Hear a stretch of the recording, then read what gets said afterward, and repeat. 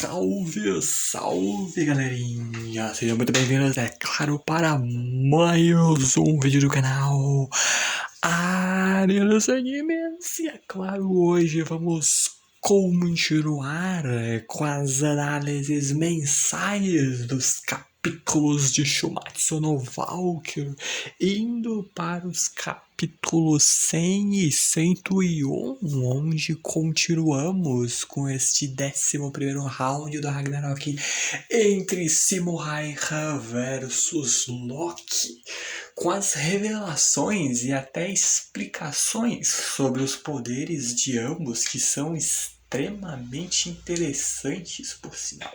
Só que é claro que antes de começar a comentar sobre tudo isso e muito mais, eu espero imensamente que vocês gostem desse vídeo, que justamente por isso deixem um like, se inscrevam no canal e claro que também ativem o sininho das notificações para receberem todos os vídeos aqui do canal. Muito obrigado pelo apoio de todos vocês. E então, sem mais delongas, simbora para o vídeo. Bom, a gente basicamente começa com esse capítulo 100 intitulado Heimskringla. É um nome extremamente complicado, mas o capítulo continua de onde o último havia parado, com o Loki basicamente criando ali cópias dos deuses Hércules, Thor e Odin, que basicamente partem agora para cima do Simo, quando basicamente a luta simplesmente começa. O próprio Heimdall, observando toda a situação, o pensamento dele é colossalmente grande.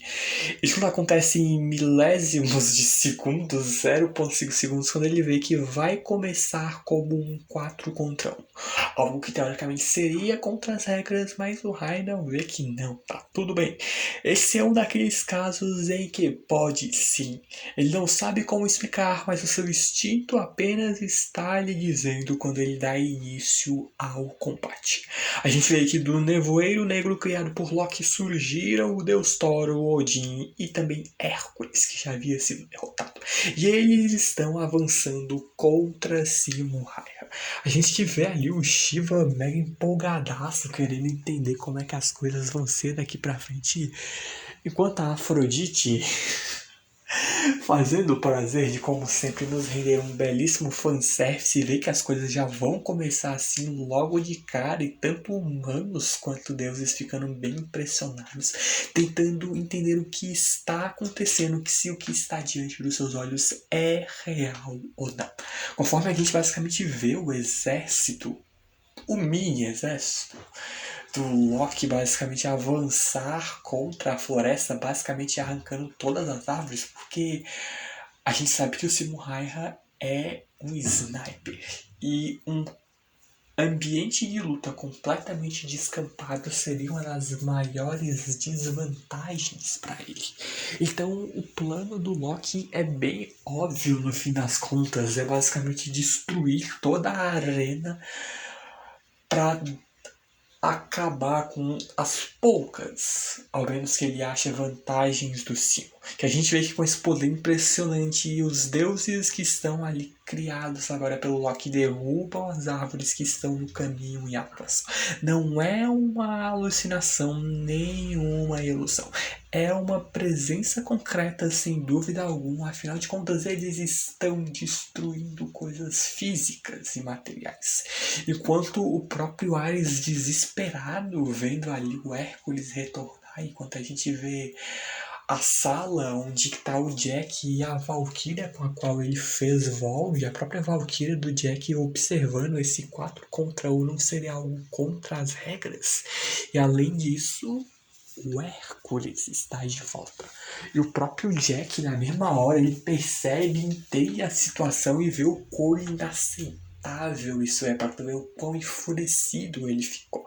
Enquanto a gente vê que como que o Morte Branca Simo Häyhä vai lidar contra o avanço desses deuses.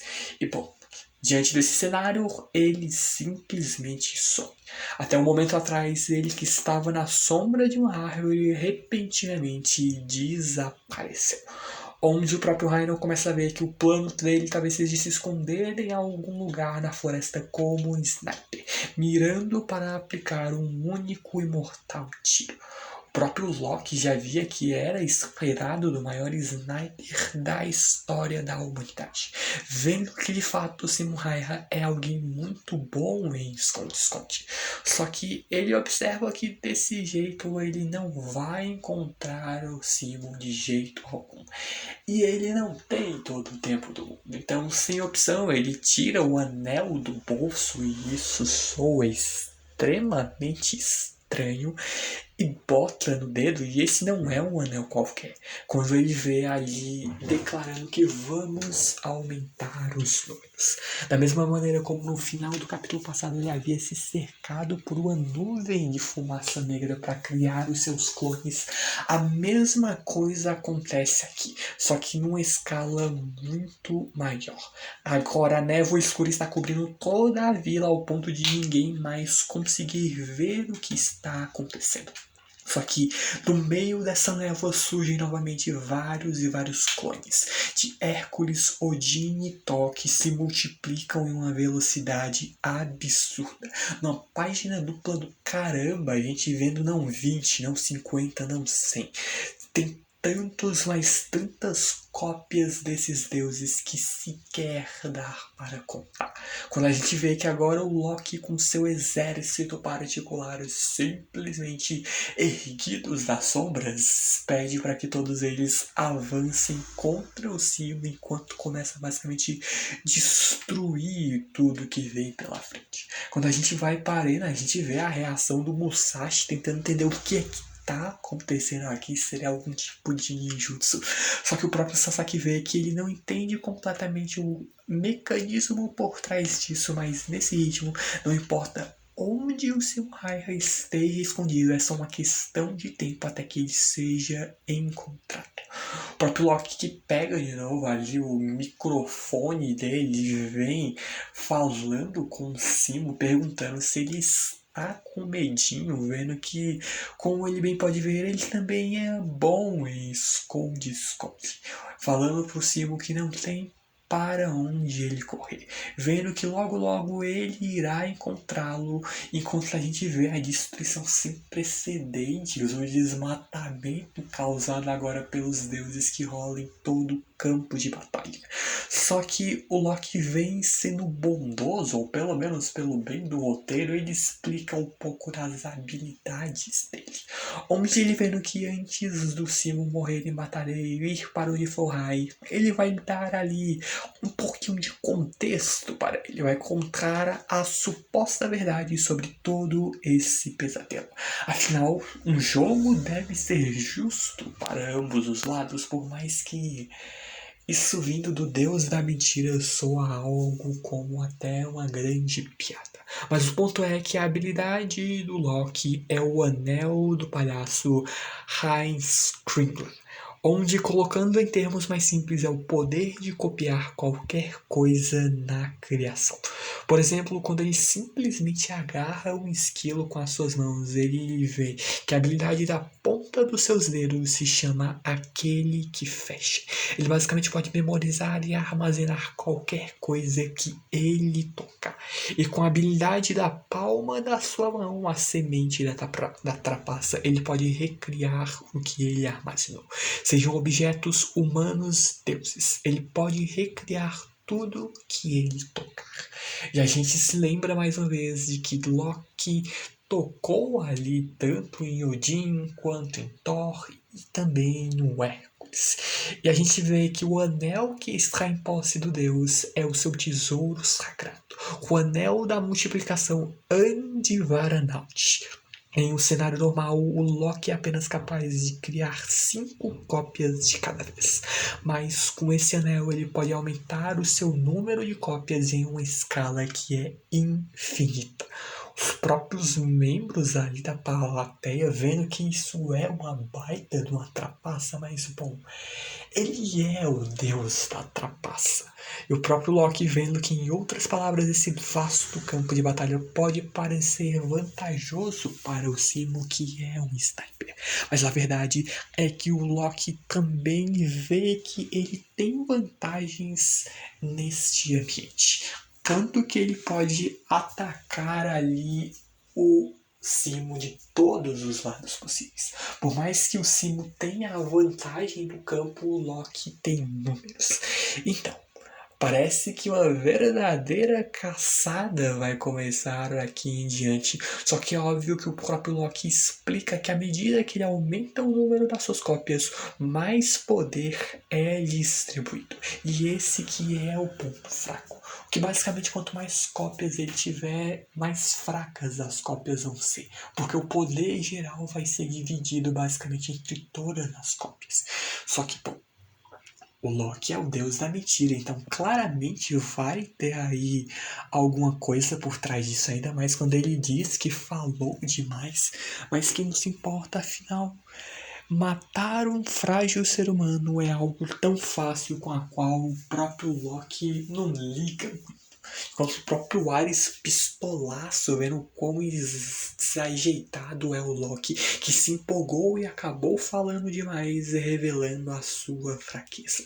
Só que o próprio Hermes concorda com a gente e vem a pergunta: será que o Loki realmente cometeria um erro tão bobo desses? Afinal de contas, ele não é tão burro quanto o Ares. E o próprio Zeus concorda, vendo que afinal de contas é óbvio que Loki não é o tipo de pessoa que cometeria um erro tão descuidado. Ele tem certeza de que há uma intenção por trás disso. O fato dele ter permitido deliberadamente que seu oponente soubesse sobre a sua fraqueza e também o fato dele ter escolhido esse campo com certeza tem alguma intenção dele por trás de tudo isso. O Ares que até tenta bancar o sabichão, dizendo que ele já estava pensando a mesma coisa e tudo mais, mas a gente sabe que é uma completa mentira. Só que o ponto é que a análise de Zeus e Hermes estava correta. Há uma pequena mentira sutil escondida na explicação de Loki sobre o seu poder.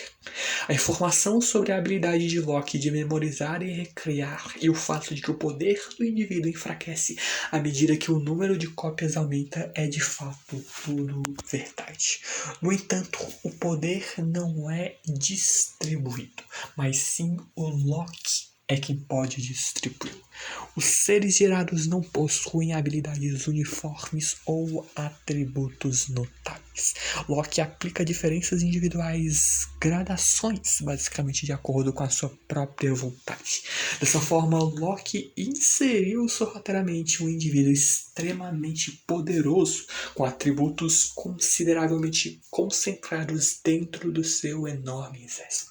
Em outras palavras, todos os membros, as cópias desse exército do Loki têm a mesma quantidade de poder inicialmente. Só que o Loki ele consegue distribuir o poder ao seu bel prazer conforme lhe é conveniente. Ou seja, existem cópias mais fortes, existem cópias mais fracas, tudo faz parte da estratégia do Deus. Mas por quê? Bom, ainda não se sabe como Simo Häyhä iria lidar com esse enorme exército, mas se supormos que ele derruba ali uma cópia mais fraca com seu primeiro tiro, ele provavelmente pensará: então esse é o nível do inimigo e abaixará a quarta. Mas se a cópia forte for atingida, isso fará com que ele acredite que outros inimigos formidáveis estão presentes. Isso colocaria uma pressão imensa sobre ele. Uma batalha caótica contra um exército enorme que parece idêntico, mas que por trás dos bastidores possuem atributos consideravelmente diferentes. Sem dúvidas, isso vai desestabilizar Simo Häyhä, dando a Loki uma vantagem nesta luta. Ou ao menos é o que o narrador pensa. Porque sim, Esta é a intenção de Loki. Essa é a armadilha do deus da trapaça escondida para garantir a eliminação de Simon Hayek. Quando o próprio Buda e a Brunhilde veem que então este é o estilo de luta do Loki, o próprio Loki vê que fará a Brunhilde se arrepender do que ela fez o nosso pequeno deus trapaceiro passar alguns capítulos atrás. Conforme a gente vê que o exército enorme de 3 deuses do deus Loki avança, devastando completamente a floresta, a gente vê que naquele exato momento, de repente, um único disparo sacudiu a atmosfera e, ao mesmo tempo, ele simplesmente naquele momento se transformou em um botão que emanava uma maravilhosa luz. De uma bala surgiram incontáveis, o que se tornou ali como verdadeiros inúmeros lírios do vale. Ele desabrochou ferozmente, simplesmente fuzilando e destroçando por completo o exército do Loki. Todas as cópias são completamente massacradas por uma saraivada de tiros que é desferida pelo Simuraiha, onde não só as cópias fracas, até mesmo a cópia reforçada do Thor foi destruída em uma questão de segundos. O milagre que o público presenciou nada mais era do que o florescer desenfreado de flores pintadas por sangue divino com um único disparo. Tudo isso vindo das mãos do maior sniper da história da humanidade, Simuraiha, que faz o Loki ficar completamente pistola, observando que a maioria das suas cópias e a sua cópia fortalecida foram todas eliminadas em um único instante. Vendo que então esse é o poder do guerreiro que Brunhilde escolheu para o derrotar. A técnica de sniper antideuses, profusão das 10.000 flores e o matar. A técnica utilizada por Simuraiha para basicamente massacrar o exército de cópias do Loki. Só que é claro que tudo isso vem com um grande preço. Quando ele diz em finlandês, nós vemos que o sniper mais forte e habilidoso da história da humanidade está cuspindo sangue. Mas por quê? Mas agora, prosseguindo rumo ao capítulo 101, intitulado Sacrifício e Expiação, a gente vê a reação do público diante de um único tiro que foi capaz de destruir as incontáveis cópias dos 3 deuses criadas por Loki. Foram quase que todas aniquiladas com um único disparo. De fato, a gente vê que foi um negócio tão absurdo que eles metem um replay para toda essa cena. A única bala que ele disparou se fragmentou em incontáveis pedaços e se tornou um tiro de dispersão, fazendo o sangue dos deuses jorrar como flores sangrentas desabrochando. Enquanto isso, a gente vê que o Loki mudou de posição, se escondendo basicamente atrás de uma árvore, na tentativa de encontrar o local da onde o Simo atirou, baseada na trajetória das balas. Só que como todo bom sniper, é óbvio que ele já deva ter mudado de posição. Só que o próprio Loki, vendo que, julgando pela direção da luz e pelo som do disparo e levando em conta a extensão dos danos, ele deduz o que provavelmente seria o esconderijo do Simuraiha, o que é um feito de inteligência e estratégia absurda. De fato, o Loki é um cara muito, mas muito inteligente. Só que o Simuraiha já está a alguns bons passos à frente dele. Afinal de contas, Simuraiha desapareceu do seu esconderijo. E mesmo com tantas câmeras, ninguém conseguiu acompanhá-lo. E a neve que cai está apagando todos os seus rastros. E bom, a pergunta mais óbvia a ser feita é: para onde foi? Enquanto a humanidade vê o quão incrível ali é o sniper mais forte na história da humanidade. Eles admiraram com o verdadeiro poder de um sniper, vendo que com isso o número de inimigos não importa, observando que vai ser uma grande moleza. Só que é claro que a luta mal acabou de começar, então segurem os ânimos. Enquanto isso, o nosso querido e amado Jack, o Estripador, vê o quão maravilhoso foi tudo isso. Cópias produzidas em massas acabaram sendo completamente massacradas, quando a própria Hillock, que é, para quem não lembra, o nome da Valkyria com a qual o Jack fez o Voland lá no quarto round, perguntando se cópias produzidas em massa são sempre assim. O ponto é que o próprio Jack vê que não há absolutamente nenhuma comparação entre essas imitações e os originais. Só que, no entanto, mesmo assim, o Jack está um pouco preocupado. Afinal de contas, aquilo era apenas uma bala que se fragmentou e virou um buckshot. Aquele ataque foi de fato aterrorizante e impressionante, algo que ninguém poderia imaginar.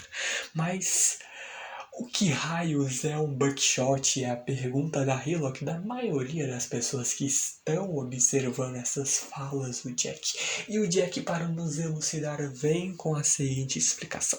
Uma bala comum é essencialmente um ponto. O ataque é focado em um único ponto com alto poder de penetração, caramba, dicção maldita, e grande alcance. Em contraste, Buckshot é um ataque em área espalhando múltiplos pequenos projéteis de uma vez.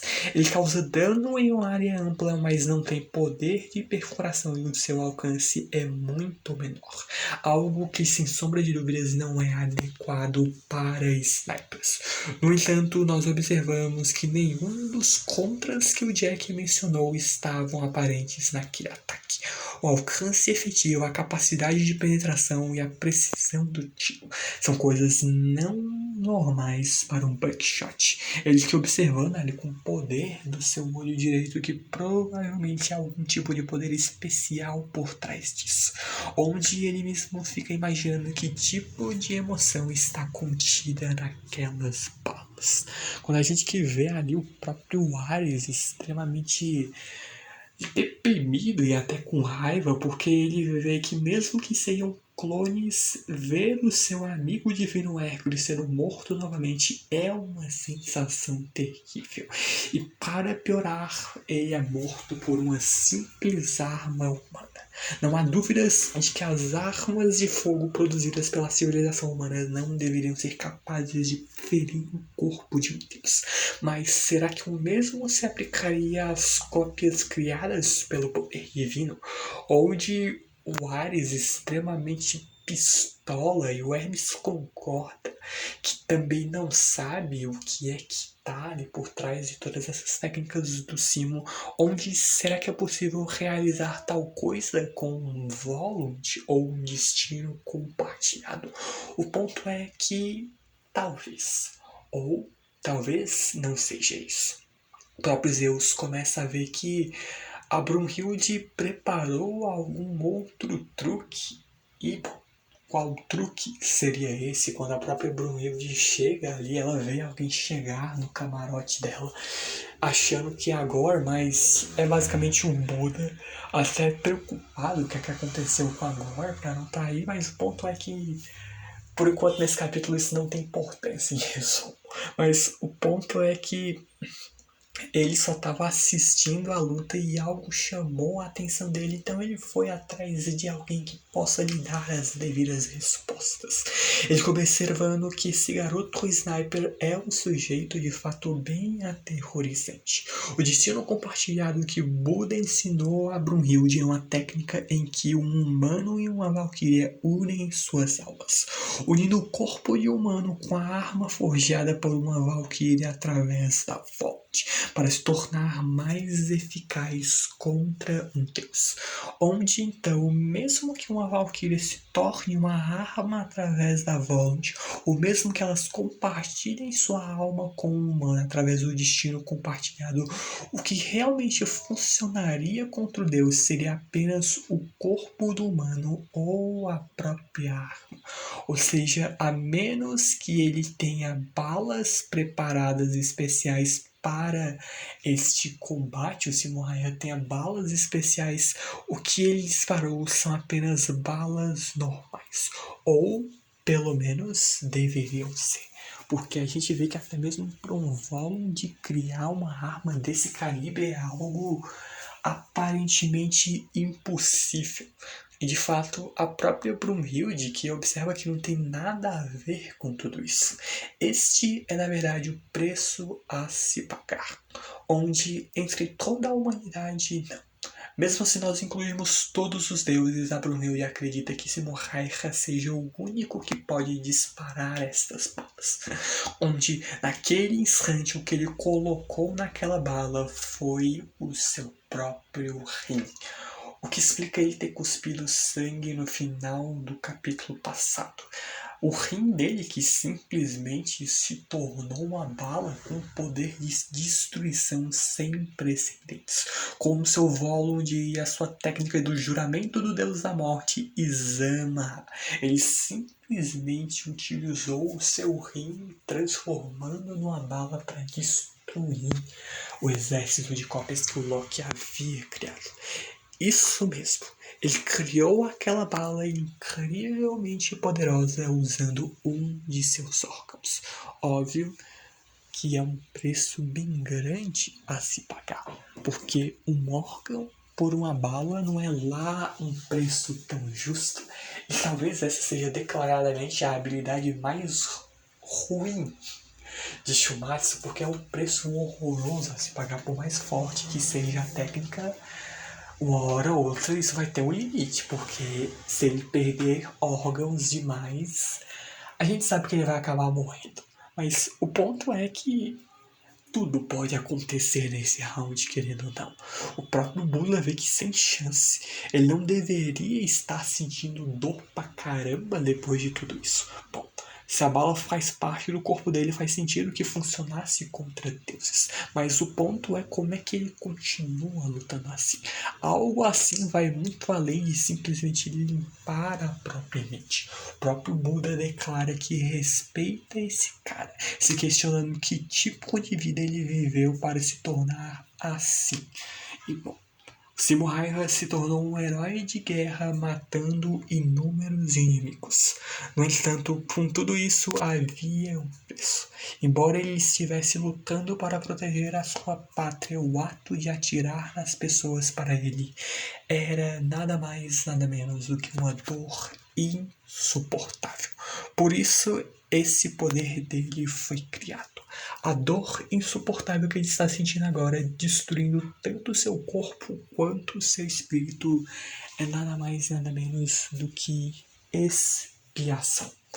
É ele pagando pelos seus próprios pecados. Vê que basicamente, portanto, para Simo Häyhä, tudo isso, esta dor inteira dele é a sua salvação. Quando a gente vê ali um humano basicamente subindo nas árvores de pétala da floresta, simplesmente preparando uma nova bala. Bala essa que com seu juramento do Deus da Morte, Izama, custará o seu próprio fígado.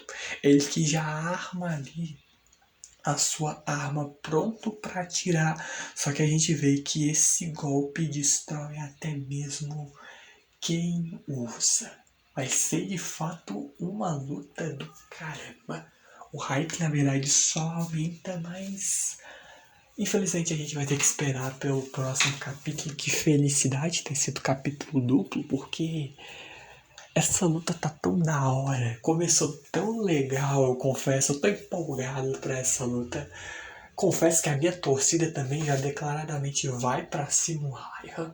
Com todo respeito a quem tá torcendo pelo Loki, mas a minha torcida vai pro homem. Simo Häyhä já ganha minha torcida, mas ver como tudo isso vai continuar já não é mais coisas que vamos ver neste vídeo. Afinal de contas, assim como o capítulo termina, esse vídeo também, vídeo que vai quase que passar de meia hora, mas espero que tenham gostado e claro que justamente por isso deixem um like, se inscrevam no canal e claro que também ativem o sininho das notificações para receberem todos os vídeos aqui do canal. Eu claro que também agradeço imensamente o apoio de todos vocês, muito, mas muito obrigado por tudo mesmo. Então vejo vocês no próximo vídeo. Falou, valeus e eu fui.